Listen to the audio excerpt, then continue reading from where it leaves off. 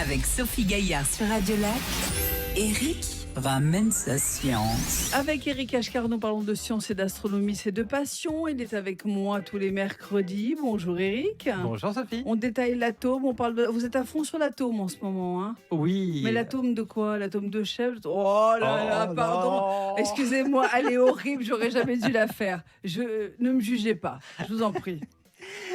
Oui, on peut aussi parler de l'atome de chèvre, c'est aussi très bon.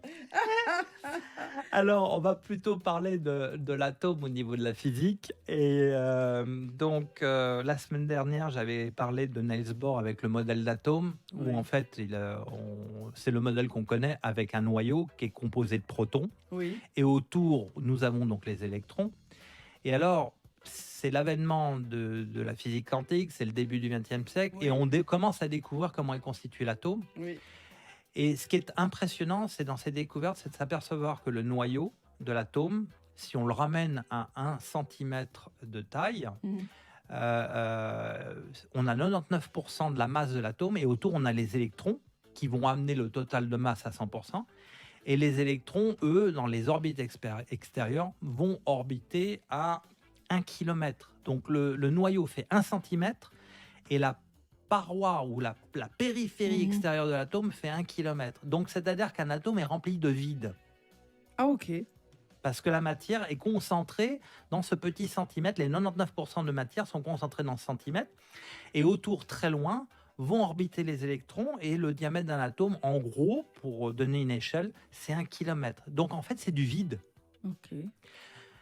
Donc, on s'aperçoit que le noyau est composé de protons, donc de particules positives. Il y a, par exemple, N protons. Donc, l'hydrogène, il y a 1 proton. Et l'hélium, il y en a 2. Et ensuite, autour de l'atome vont tourner les électrons sur des couches. Et ces couches, on va appeler ça des niveaux d'énergie, qui sont quantifiés.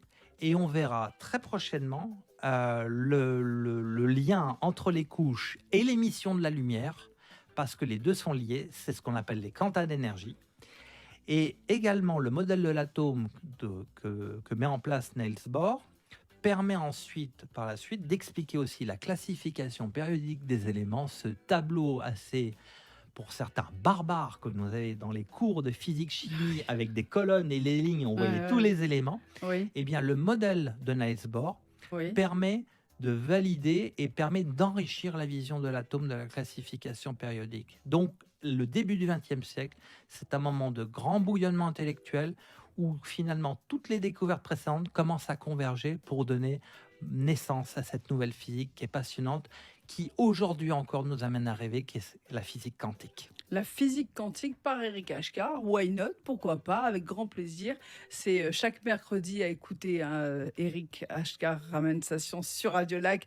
Vous allez sur la page de l'émission Je peux pas, j'ai Radio Lac et vous réécoutez les chroniques. Sinon, vous avez un ciel étoilé qui est votre site.